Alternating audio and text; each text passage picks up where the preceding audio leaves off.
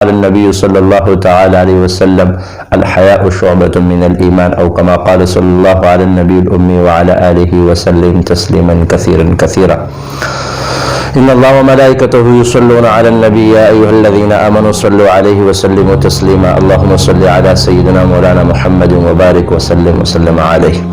میرے بھائی اور دوستوں، اور جہاں تک میری آواز جا رہی ہے سوشل میڈیا کے تھرو، میری ماں اور بہنوں، اللہ رب العزت نے انسان کو بے بس بنایا ہوا ہے، زندگی میں بھی موت میں بھی، اور پیدائش میں بھی یہ بے بس ہے۔ یہ اپنی مرضی کی زندگی گزار ہی نہیں سکتا، کیونکہ جب یہ مسلمان کلمہ پڑھتا ہے، لا الہ الا اللہ محمد رسول اللہ پڑھتا ہے، تو سب سے پہلے اب اس کلمے کے نیچے زندگی گزارے گا۔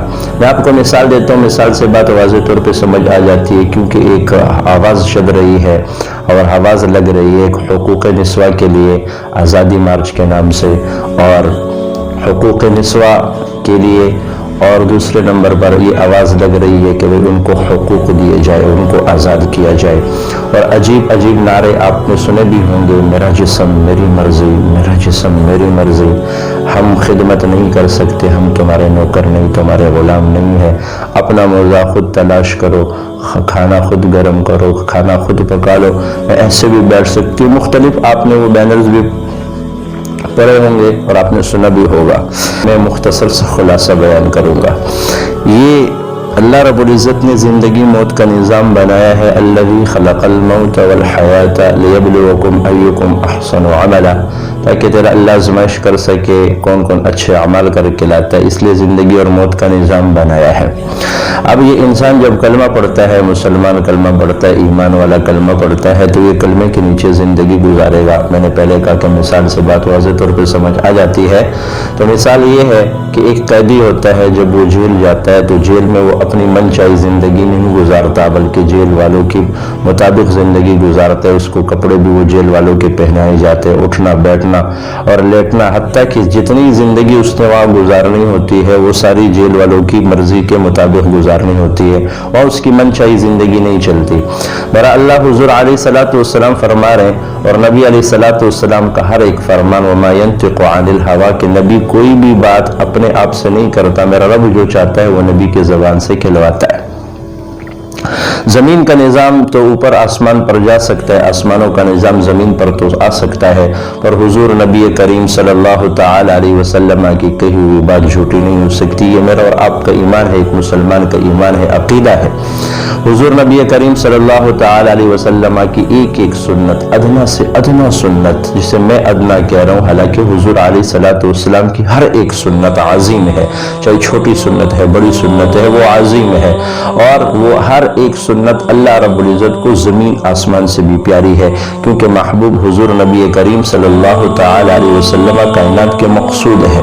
حضور علیہ الصلوۃ والسلام نہ ہوتے تو کائنات نہ ہوتی۔ تو مومن کے لیے فرمایا کہ یہ دنیا ایک قید خانہ ہے، ایک قید خانہ۔ میں نے مثال سے پہلے بھی آپ کو بتا دیا کہ قید خانے سے مراد یہ ہوتا ہے کہ ایک آدمی جیل میں ہوتا ہے تو وہ جیل میں اپنی من چاہی زندگی نہیں گزار سکتا۔ مومن کے لیے قید خانہ ہے، اور کافر کے لیے جنت ہے۔ کافر کی ہر ایک خواہش یہاں پوری ہو رہی ہے اور ہو جائے گی، لیکن آخرت میں پھر اس کا کوئی حصہ نہیں ہوگا۔ تو مومن کے لیے فرمایا کہ یہ دنیا کی زندگی اس کے لیے قید خانہ ہے۔ حالانکہ ہر ایک مسلمان ایمان والا، قرآن والا، کلمے والا، وہ مسلمان جو غیرت والا ہے، وہ یہاں دنیا میں بھی زندگی گزارتا ہے اللہ کے حکم کے مطابق، حضور علیہ الصلوۃ والسلام کے حکم کے مطابق، طریقے کے مطابق گزارتا ہے، تو یہ دنیا کی زندگی بھی اس کے لیے جنت بن جاتی ہے، اور آخرت میں تو جنت ہے ہی ہے۔ جنت تو بنی اللہ رب العزت نے مسلمانوں کے لیے، کافر تو جنت میں جائے گا ہی نہیں۔ ہاں، وہ ایمان والا بن جائے، اسلام والا بن جائے، قرآن والا بن جائے، تو وہ پھر مسلمان ہو کر وہ جنت میں جائے گا۔ اللہ بھی فرما رہا ہے وَلْتَكُن مِّنكُمْ أُمَّةٌ يَدْعُونَ إِلَى الْخَيْرِ وَيَأْمُرُونَ بِالْمَعْرُوفِ وَيَنْهَوْنَ عَنِ الْمُنكَرِ وَأُولَٰئِكَ هُمُ الْمُفْلِحُونَ، کہ چاہیے کہ تم ایک ایسی جماعت ہو جو نیکی کی طرف بلائے، بلائی کی طرف بلائی، وہی لوگ ہیں جو فلاح پانے والے ہیں۔ میں بات پہ آتا ہوں اپنے مقصدی بات پر، جس کے لیے میں نے آپ کے سامنے بیان کرنا ہے اور گفتگو کرنی ہے۔ اللہ مجھے بھی سمجھ عطا فرمائے، ہم سب کو سمجھ عطا فرمائے، کہ ایک نعرہ لگ رہا ہے، میرا جسم میری مرضی، بہت عجیب نعرہ ہے۔ اگر مارچ حقیقت میں عورتوں کے حقوق کے بارے میں ہوتا تو شاید سارے لوگ میں بھی اور سارے لوگ بھی اور آپ بھی جتنے سننے والے ہیں اور دنیا کی جتنے مسلمان اور غیر بھی، وہ بھی تائید کرتے، غیر بھی کرتے، مسلمان بھی کرتے، غیرت مند بھی کرتا، میں بھی کرتا، آپ بھی کرتے، لیکن یہ جو نعرہ لگایا جا رہا ہے اس میں حقوق ہمیں نظر نہیں آ رہے، نہ مجھے نظر آ رہے، اور شاید آپ نے بھی غور کیا ہو کہ وہ جو بینرز ہیں اس میں وہ عجیب باتیں سامنے آئی ہے۔ میں ایک طالب علم کی حیثیت سے، ادنا طالب علم کی حیثیت سے میں یہ بات کرتا ہوں، اگر ان نعروں میں یہ ہوتا کہ ہمیں عورت کو حق مہر دینا چاہیے اور عورت پر تشدد نہیں کیا جائے، عورت کے ساتھ ظلم ہو رہا ہے یہ ظلم بند کیا جائے، اور میراث میں، جائیداد میں ان کو اپنا حصہ دیا جائے، گھریلو تشدد کا نشانہ نہ بنایا جائے، زبردستی شادی نہ کرائی جائے، جائیداد میں حصہ دیا جائے، غیرت کے نام پر قتل نہ کیا جائے، بلا عذر طلاق نہ دی جائے، نان اور نفقہ کا شاندار اور عمدہ انتظام کیا جائے، میراث ترکہ میں اور جائیداد میں فوری حصہ ملنے کے لیے نظریاتی کونسل اور اسمبلی میں ایسے قوانین بنائے جائے کہ یہ سارے وہ ٹوک ہیں، یہ سارے وہ ٹاپک ہیں کہ جس کے لیے میں بھی کھڑا ہوتا ہوں۔ ہماری مائیں بہنیں ہیں، ہماری مائیں بہنیں، ان کا یہ حق ہے کہ ہم ان کو یہ دلائیں، لیکن ان بینرز میں اور ان کے نظریات میں اگر آپ سوچیں گے اور غور کریں گے تو اس میں ایسا کوئی ان کا نعرہ نہیں ہے جس میں بھی کھڑا ہو جاؤں، آپ بھی کھڑے ہو جائے، ایک مسلمان غیرت مند کھڑا ہو جائے اور وہ ان کے ساتھ کھڑا ہو جائے اور کہے جی بھئی بالکل ہم ان کے حقوق کے لیے ہم جنگ لڑنے کے لیے تیار ہیں، نکلنے کے لیے تیار ہیں، ہم تائید کرتے ہیں، لیکن کوئی ایسا نعرہ نہیں۔ دوسرے نمبر پر وہ کہتے ہیں کہ بھئی ہمیں آزادی چاہیے۔ اب آزادی کیسے آزادی چاہیے؟ کس سے آزادی چاہیے؟ شوہر سے آزادی چاہیے، خاوند کے ساتھ، شوہر کے ساتھ خاوند سے آزادی چاہیے، بھائی والدین سے آزادی چاہیے، بھائیوں سے چاہیے، رشتہ داروں سے چاہیے، حکومت سے چاہیے، ریاست سے چاہیے۔ آخر ان کو آزادی کس سے چاہیے؟ کیسی آزادی چاہیے اور کس چیز سے آزادی چاہیے؟ بات تو یہ ہے کہ یہ اپنا وہ واضح تو کرے کہ ہمیں آزادی چاہیے، کیسی آزادی؟ اور پھر کہتے ہیں میں ایسے بھی بیٹھ سکتی ہوں۔ کون آپ کو منع کرتا ہے بیٹھنے کے ساتھ؟ کیسے آپ بیٹھو یا نہ بیٹھو، لیکن بیٹھنے میں بھی ایک شریعت نے ہمیں بہت خوبصورت زندگی دی، اسلام نے ہمیں بہت خوبصورت زندگی دی ہے۔ لقد کان لکم فی رسول اللہ اسوۃ حسنہ، میرا اللہ فرما رہے حضور علیہ الصلوۃ والسلام کی زندگی تمہارے لیے بہترین نمونہ ہے۔ اور پھر یہ کہتے ہیں کہ بھئی پردہ اپنی نظر پر ڈالو، اپنی نظر پر پردہ ڈالو۔ مختلف، ابھی میں وہ آپ سے گفتگو کروں گا، لمبی ہو جائے گی، مختلف باتیں جو میرے اور آپ کے سامنے آئی ہے، لیکن آخر ان کا مقصد کیا ہے؟ میرا جسم میری مرضی، یہ آپ جس سے بھی پوچھیں یہ جسم میرا نہیں ہے، یہ جسم نہ میرا ہے نہ ایک عورت ہے وہ کہے کہ یہ میرا جسم ہے، یہ جسم اس کا نہیں ہے۔ اگر یہ جسم میرا ہوتا تو میں اپنے لیے آنکھیں خوبصورت بناتا، اپنے لیے ہونٹ خوبصورت بناتا، چہرہ خوبصورت بناتا، اپنے کان، ہاتھ، پاؤں، پورا جسم خوبصورت بناتا۔ میں کبھی بھی یہ نہ چاہتا کہ میں بوڑھا ہو جاؤں، ہر وقت جوان رہتا۔ ایک عورت کبھی یہ نہ چاہتی کہ وہ بوڑھی ہو جائے، وہ جوان رہتی، پر اس جسم پر میرا حق ہے ہی نہیں، میرا اختیار ہے ہی نہیں، یہ میری مرضی کا ہے ہی نہیں، کیونکہ یہ میری اس پر مرضی چل ہی نہیں سکتی۔ اللہ نے تھوڑے بہت اختیارات دیے ہیں، پر اس کا بھی اللہ فرما رہے الم نجعل لہ عینین، آنکھیں دینے والا اللہ ہے، ولسان، زبان دینے والا اللہ ہے، وشفتین، ہونٹ دینے والا اللہ ہے، وجعلکم السمع، سننے کے لیے کان دینے والا اللہ ہے، والابصار، دیکھنے کے لیے آنکھیں دینے والا اللہ ہے، والافئدہ، الافئدہ، دل دیا، دل دینے والا اللہ ہے۔ قلیلا ما تشکرون، آدم کے بیٹے تو پھر بھی کم شکر گزار ہے اور ناشکر ہے، کم شکر کرتا ہے۔ پھر اللہ رب العزت فرما رہے کل قیامت کے دن ہوگا، نوجوان ہوں گے، ان نوجوانوں کو فرشتے گھسیٹ کر لے کر جائیں گے، وہ جو نافرمان ان کو گھسیٹ کر لے کر جائیں گے، وہ کہیں گے واہ شبابہ، ہماری جوانی پر تو رحم کرو۔ فرشتے کہیں گے نہیں، تم پر رحمان نے رحم نہیں کیا، ہم کیوں رحم کریں، منہ کے بل جہنم میں گرایا جائے گا۔ ہماری مائیں بہنیں، اللہ ہم سب کی حفاظت فرمائے، اللہ ان کی بھی حفاظت فرمائے، اور وہ برہنہ ہوں گی اور فرشتے ان کو یہاں بالوں سے پکڑیں گے اور کھینچیں گے، وہ کہیں گے وافضیتا، ہماری بے پردگی پر تو رحم کرو۔ فرشتے کہیں گے نہیں، تم پر تو رحمان نے رحم نہیں کیا، ہم کیوں رحم کریں، منہ کے بعد ان کو جہنم میں گرایا جائے گا۔ اللہ ہم سب کی حفاظت فرمائے۔ تو میرے بھائی اور دوستو، بات کرنے کا مقصد کہ پھر اس میں وہ کراچی میں ریلی ہوتی ہے، اور اس ریلی میں، اس مارچ میں ایک بڑھیا کہتا ہے، ایک بوڑھا آدمی کہتا ہے، ضعیف بڑی عمر کا میاں کہتا ہے کہ یہ نکاح تو ہم نے سنا ہی نہیں ہے، نکاح تو سنیے تو انگریز سے چلا ہوا آ رہا ہے۔ حالانکہ ہر ایک مذہب میں نکاح ہے، ہر ایک مذہب میں نکاح ہے۔ اور میرے بھائی اور دوستو، حضور علیہ الصلوۃ والسلام فرماتے ہیں کہ 4 قسم کے نکاح، 4 قسم کے، اور ان میں سب سے پہلا جو ہے جو محمد مصطفیٰ آج تمہیں دے رہا ہے وہ اللہ کے ہاں بھی پسندیدہ ہے، محمد مصطفیٰ صلی اللہ علیہ وسلم کے ہاں بھی پسندیدہ ہے، اور اس کے بعد ان پر اللہ رب العزت کی رحمت ہوتی ہے، فرشتوں کی رحمت ہوتی ہے، اور ان کے لیے اللہ رب العزت رحمتوں کی بارش ان پر برساتے ہیں کہ وہ حق مہر متعین کیا جائے، 2 گواہ موجود ہو، عورت کی بھی مرضی ہو اور مرد کی بھی مرضی ہو، ان دونوں کی مرضی سے نکاح ہوتا ہے۔ محمد مصطفیٰ تجھے سب سے زیادہ بہترین نکاح، یہ نکاح تمہیں دے رہا ہے۔ اب حضور علیہ الصلوۃ والسلام کی زندگی باقی جتنے نکاح تھے اس پہ میں تفصیلی گفتگو اب نہیں کر سکتا، وہ سارے کے سارے ایسے کہ آپ نے فرمایا اس پر اللہ کی بھی لعنت، محمد مصطفیٰ صلی اللہ علیہ وسلم کی بھی لعنت ہو، جو زمانے جاہلیت میں تھے۔ اور آج یہ جو نعرہ لگایا جا رہا ہے زمانے جاہلیت کے ان نکاح کو عام کیا جا رہا ہے، حتیٰ کہ ان کا نعرہ تو ہے نکاح کو ختم کرو، یہ فساد کی جڑ ہے، یہ آزادی ان کو چاہیے۔ کیسی آزادی؟ میرا جسم میری مرضی، پھر تو میں یہ بھی کہوں گا میری گاڑی میری مرضی، جہاں مرضی تم ٹھوک دو، پھر اشارے پہ سگنل پہ کیوں کھڑے ہوتے ہو؟ بھئی قانون کے رکھوالے ہو، قانون کو مان رہے ہو، میں اور آپ قانون کے ماتحت ہے، قانون کو ماننا اور حکومت کے قانون کو ماننا میرے اور آپ پر واجب ہے۔ ایک غیر مسلم بھی اگر وہ لیگل طریقے سے آتا ہے، ایک مسلمان پر واجب ہے اس کے مال جان کی حفاظت کرے، کیونکہ وہ لیگل طریقے سے آیا ہے۔ ایک غیر مسلم کی یہ حقوق اسلام بتا رہا ہے، تو ایک مسلمان کے لیے، مسلمان ہو تو وہ قانون کا پاسدار بنے گا، کیونکہ وہ رہتا اس ملک میں ہے، اس قانون کو وہ مانے گا، سگنل پہ رکے گا، موٹر وے پہ جو سپیڈ مقرر ہے اس سپیڈ پر چلے گا۔ اگر یہ کہہ دے میری گاڑی میری مرضی، اور یہ ان کا یہ نعرہ ہے کہ میرا جسم میری مرضی، پھر تو یہ آوارہ جتنے ہیں یہ بھی کہیں گے ہم بھی مرد ہیں، ہمارا جسم ہماری مرضی، پھر جو جائے کرو۔ تو یہ نعرہ ایسا نعرہ ہے کہ اسلام کے ایمان والوں کے ایک غیرت مند کے جنازوں کو نکالا جا رہا ہے، حیا کے جنازے نکل رہے، ایمان کے جنازے نکل رہے۔ ہماری ماں و بہنوں کو کون سا راستہ دکھایا جا رہا ہے کہ یہ جب بیٹی ہے، فرمایا بیٹی تمہارے لیے جنت ہے، جب ماں بیوی بنتی ہے خاوند کے لیے جنت ہے، جب یہ ماں بنتی ہے فرمایا اس کے پاؤں کے نیچے جنت ہے، جنت کو ڈھونڈنے کی ضرورت نہیں، تیرے ماؤں کے نیچے اللہ رب العزت نے جنت کو رکھا ہے۔ پھر یہ حیا والی ایسی آپ نے فرمایا ایک حیا والی جس کو طلاق ہو جائے اور وہ جب شوہر مر جائے یا اس کو طلاق ہو جائے، شوہر مر جائے، آپ علیہ الصلوۃ والسلام فرما رہے ہیں اور وہ اپنے بچوں کی تربیت کرے، دین پر کرے، اسلام پر کرے، کل قیامت کے دن ہوگا یہ وہ عورت ہے جو مجھ سے پہلے جنت میں جائے گی۔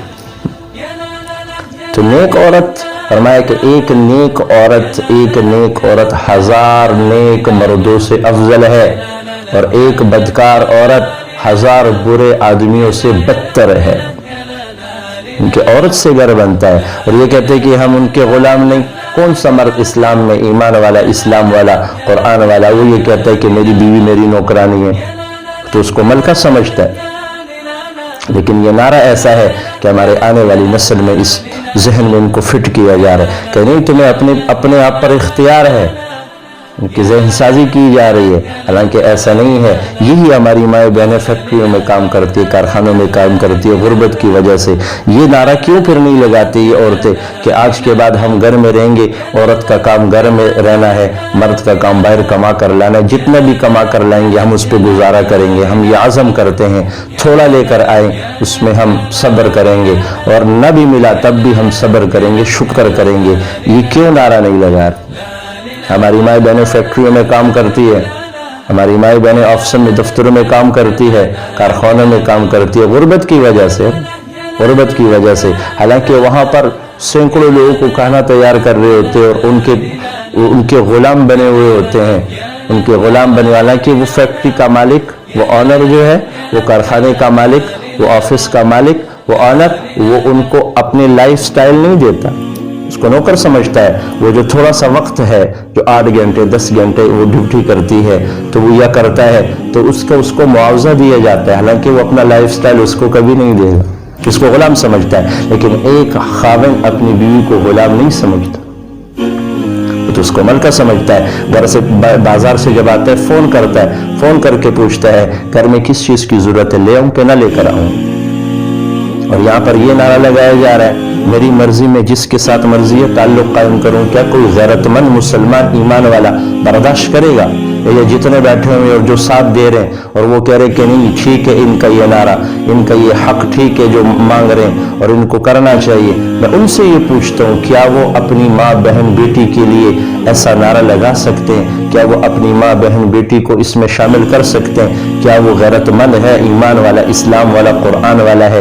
کیا وہ ایسا کر سکتا ہے کہ اس کی بیوی، اس کی ماں، اس کی بہن، اس کی بیٹی، یہ الفاظ میرے زبان پہ نہیں آ رہے لیکن آپ کو سمجھا رہا ہوں کہ شاہد کہ وہ اندر جو ہماری غیرت ہے وہ جاگ جائے، وہ غیرت جاگ جائے، کیا وہ یہ برداشت کر سکتے ہیں کہ ان کے گھر والے وہ یہ نعرہ لگائے کہ ہمارا جسم ہماری مرضی، ہم جہاں چاہے جو چاہے وہ کرے، ہم بچے پیدا نہیں کر سکتے، ہماری مرضی، ہم چاہیں گے تو کریں گے، نہیں چاہیں گے تو نہیں کریں گے؟ حالانکہ حضور علیہ الصلوۃ والسلام فرما رہے میں اپنی امت پہ فخر کروں گا کہ سب سے زیادہ ہوگی۔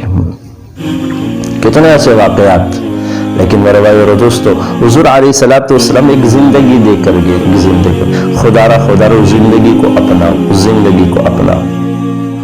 اور فرمایا جا رہا ہے جب تم گھروں سے باہر نکلو تو کیا کرو؟ وَعَاشِرُوهُنَّ من وراء الحجاب فاسألوهن من وراء الحجاب، جب تم گھروں سے نکلو تو کیا کرو؟ پردہ کرو۔ نکلنے کا یہ حکم نہیں کہ آپ بالکل نہ نکلو، نہیں نکلو، ضرورت کے تحت نکلو، بلا ضرورت نہیں، ضرورت ہے تو نکلو۔ عورتیں جاتی ہے، بچوں کو اسکول سے لے کر آتی ہے، دفتروں میں کام کرتی ہے، پائلٹ بنے، انجینئر بنے، ڈاکٹر بنے، لیکن شریعت کے حدود کے اندر رہ کر وہ بنے۔ یہ نہ ہو کہ میری ماں بہن بیٹی وہ آوارہ لوگوں کی حوث کا نشانہ بنے۔ تو شریعت کے مطابق وہ زندگی گزارے، پردے میں گزارے، کسی سے بات کرے نرم لہجے سے بات نہ کرے، لچکدار لہجے سے بات نہ کرے۔ مردوں کو بھی کہا نظروں کو جھکاؤ، عورتوں کو کہا اپنے حسن کو چھپاؤ۔ کیوں کہا جا رہا ہے اپنے حسن کو چھپاؤ؟ کیوں کہا جا رہا ہے؟ کیونکہ میرا جسم میری مرضی ہے۔ نہیں میرے بھائی دوستو، اس جسم پر میرا اور آپ کا اختیار ہے ہی نہیں۔ کل قیامت کے دن ہوگا، جیسے ہم ویڈیو بناتے ہیں، یہ آواز ریکارڈ کرتے ہیں، تو ایک آواز کا ریکارڈ کرنا، ایک آواز کا محفوظ ہونا، تیسرا مرحلہ وہ ہوتا ہے کہ اس آواز کو ہم دوبارہ سنتے ہیں اور اس ویڈیو کو ہم دوبارہ دیکھتے ہیں، ری پلے کرتے ہیں۔ ایسے ہی یہ دنیا کی زندگی ہمارے آواز کی مثل ہے، اور اس میں ہم جتنے اعمال کر رہے ہیں، چاہے نیک کر رہے ہیں چاہے بد کر رہے ہیں، فَمَن يَعْمَلْ مِثْقَالَ ذَرَّةٍ خَيْرًا يَرَهُ وَمَن يَعْمَلْ مِثْقَالَ ذَرَّةٍ شَرًّا يَرَهُ۔ ذرے برابر کا گناہ اس کا بدلہ ملے، ذرے برابر کی برائی اس کا بدلہ بھی ملے گا۔ تو یہ سب ریکارڈ ہو رہا ہے، پھر اس کے بعد اس میں محفوظ ہو رہا ہے، پھر کل قیامت کے دن اللہ رب العزت وہ ری پلے کرے گا، اقرأ کتابک کفیٰ بنفسک اليوم علیک حسیبا، وہ کہے گا سمعنا وابصرنا فرجعنا نعمل صالحا انا موقنون۔ اللہ میں نے سب سن لیا، سب دیکھ لیا، اللہ دوبارہ دنیا میں بھیجنے کا عمل کر کے آؤ، اللہ میں تو تجھ سے بغاوت کر بیٹھا۔ یا معشر الجن والانس ان استطعتم ان تنفذوا من اقطار السماوات والارض فانفذوا لا تنفذون الا بسلطان۔ اے جنوں کی جماعت، اے انسانوں کی جماعت، تم اللہ رب العزت کے زمین آسمان سے نکل سکتے ہو تو نکل کر دکھاؤ، اس کرے سے نکل کر تو دکھاؤ، نہیں نکل سکتے۔ تو میرے بھائی دوستو، مرضی ہی نہیں میری اور آپ کی، میری آپ کی مرضی ہی نہیں ہے۔ ہمارا آنا اللہ رب العزت کی چاہت سے، بیٹھنا اللہ رب العزت کی چاہت سے، اٹھنا اللہ رب العزت کی چاہت سے۔ میری من چاہی زندگی نہیں، اے آدم کی اولاد، ایک تیری چاہت ایک میری چاہت، تو وہ کر جو میری چاہت ہے، میں وہ کروں گا وہ جو تیری چاہت ہے۔ اگر تو وہ کرے گا وہ جو تیری چاہت ہے، اس چاہت میں تجھے تھکاؤں گا، پساؤں گا، ہوگا وہی جو میری چاہت ہے، ہوگا وہی جو میری چاہت ہے۔ تو میرے بھائی اور دوستوں اور میرے ماں اور بہنوں، یہ نعرہ ہی غلط ہے، میرا جسم میری مرضی، میرا جسم اور میری مرضی، یہ نعرہ ہی غلط ہے۔ اور یہ ہمارے ایمان کے جنازے نکل رہے ہیں، ہماری غیرت کے جنازے نکل رہے ہیں۔ مسلمان تو بڑا غیرت مند ہے، مسلمان تو بڑا غیور ہے، ان میں کہاں بھی آپ کو بینر میں یہ نہیں سامنے آئے گا ہمیں میراث چاہیے، جائیداد میں حصہ چاہیے، حق مہر چاہیے، نان نفقہ طعام چاہیے، لباس چاہیے، یہ کوئی ایسا نعرہ، نہ کوئی ایسی ڈیمانڈ آپ کو نظر نہیں آئے گی۔ آخر مقصد کیا ہے؟ مقصد ہم مسلمانوں کی غیرت کے جنازے نکال رہے ہیں، اور اسلام کے غیرت کے جنازے نکال رہے ہیں، ہمارے ایمان کا امتحان لیا جا رہا ہے۔ اللہ رب العزت نے ایک زندگی دی عورت کو، ایک مقام دیا ایک عورت کو۔ اے ایمان والو، تمہارے گھر میں کھٹ مٹ ہو جاتی ہے، میاں بیوی کے درمیان جھگڑا ہو جاتا ہے، آپس میں بھائیوں کے ساتھ جھگڑا ہو جاتا ہے، فاعفوا واصفحوا وتغفروا فإن اللہ غفور رحیم. تم کیا کرو؟ ایک دوسرے کو تحفے دو، ایک دوسرے کو معاف کرو. تمہارے اس عمل کی وجہ سے اللہ تعالیٰ تم دونوں کے پچھلے گناہوں کو معاف فرما دے گا. حضور نبی کریم صلی اللہ علیہ وسلم، حالانکہ ایک آدمی اپنی بیوی اپنے خاوند کے لیے کھانا تیار کرتی ہوئی یہ نہیں سمجھتی کہ میں نوکرانی ہوں. نہیں. حضور نبی کریم صلی اللہ علیہ وسلم دو جہاں کے سردار ہیں، دو جہاں کے سردار کائنات کا مقصود ہے. رب نے فرمایا میرے نبی اگر تجھے پیدا نہ کرتا اپنی خدائی بھی ظاہر نہ کرتا، لیکن اس کے باوجود حضور نبی کریم صلی اللہ تعالی علیہ وسلم جھاڑو خود دیتے تھے. دو جہاں کا سردار ہے. اور آپ فرماتے عائشہ سے، اے عائشہ اے عائشہ اے عائشہ آٹا میں گوندتا ہوں، روٹی تم پکا لو. پھر حضور علیہ السلام نے ایک روٹی محبت میں لگا دی. اما عائشہ رضی اللہ تعالی عنہ کو خوش کرنے کے لیے ایک روٹی لگا دی. اختصار سے بتا دوں، اما عائشہ رضی اللہ عنہ حضور علیہ السلام کے پاس آتی ہے اور تنور کے پاس جاتی ہے. آپ نے فرمایا عائشہ کیا بات ہے؟ اللہ کے رسول میں نے جو روٹیاں بنائی تھی وہ ساری کی ساری پک گئی، لیکن آپ نے جو روٹی بنائی اللہ کے رسول وہ ابھی تک نہیں پکی، وہ کچی ہے. آپ نے فرمایا عائشہ یہ روٹی تو میں نے تیری دل لگی کے لیے لگائی، تو یہ خوش کرنے کے لیے لگائی. یہ تو دنیا کی آگ ہے، جس چیز کو میرا ہاتھ لگ جائے اللہ اس پر جہنم کی آگ کو بھی حرام کر دیتا ہے. تو حضور نبی کریم صلی اللہ تعالی علیہ وسلم ایسی زندگی گزار کر گئے. مجھے اور آپ کو ایک زندگی دے کر گئے ہیں. یا ایھا الذین آمنوا، اے لوگوں جو ایمان لے کر آئے ہو، قوا انفسکم، اپنے آپ کو بچاؤ. کس سے؟ وَأَهْلِكُمْ، اپنے اہل عیال کو بچاؤ. کس سے بچائے؟ نارا جہنم کی آگ سے بچاؤ. وَقُودُهَا النَّاسُ وَالْحِجَارَةُ، اس کا ایندھن انسان اور پتھر ہے. اللہ تعالیٰ ہم سب کی حفاظت فرمائے. یا ایھا النبی قل لأزواجک وبناتک ونساء المؤمنین یدنین علیہن من جلابیبہن وقرن فی بیوتکن فاسألوهن من وراء الحجاب. کتنے آیات ہیں کہ جس میں کہا جا رہا ہے پردہ کرو، پردہ کرو اور گھر میں رہو، اور جب تم باہر نکلو اپنی زینت کو چھپاؤ. یہ کتنے آیات موجود ہیں. پر ان آیات کو نہیں دیکھا جا رہا کیونکہ ایک ایسی سازش اور طاقت پیچھے ہے. انشاءاللہ العزیز یہ ناکام ہوں گے، لیکن میرے بھائی دوست، میرا اور آپ کا تو امتحان لیا جا رہا ہے. ایک مسلمان کا امتحان تو لیا جا رہا ہے، ہماری ماؤں بہنوں کا امتحان تو لیا جا رہا ہے. یہ ہمارا ملک کلمے کی بنیاد پہ بنا ہے، کلمے کی بنیاد پہ بنا. بڑی قربانی دی ہے، بڑی قربانی. اور 27ویں کی رات، لیلۃ القدر کی رات، 27ویں کی رات کو اللہ رب العزت نے یہ خوبصورت ملک مجھے اور آپ کو عطا فرمایا. پھر غیور افواج عطا فرمائے، غیور مسلمان عطا فرمائے، جس نے اپنی غیرت کی بدولت پوری دنیا میں اپنی طاقت سے اور اپنی غیرت سے، اسلام سے، ایمان سے اپنا لوہا منوایا ہے. تو ہم تو ایمان والے، اسلام والے ہیں، قرآن والے ہیں، تو ہم تو کم از کم اس کے روکنے کے لیے کوشش تو کریں. ہاں اپنی ماؤں بہنوں کو حقوق دے، بالکل دے، اور ان کا حق ہے، لیکن ان کے لیے آواز اٹھائے، ان نعروں کے لیے نہیں کہ یہ تو عیاشی اور فحاشی کو پھیلا رہے، یہ تو بیماریوں کو پھیلا رہے. تو خدا رہا یہ تو اللہ رب العزت کے عذاب کو دعوت ہے. ہم اللہ رب العزت کو ناراض نہ کرے.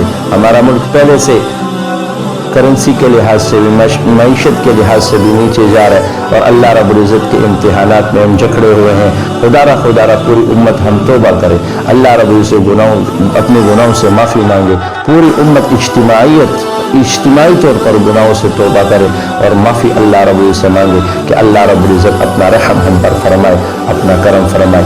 اللہ سے دعا جو کہا سنا عمل کرنے کی توفیق عطا فرمائے.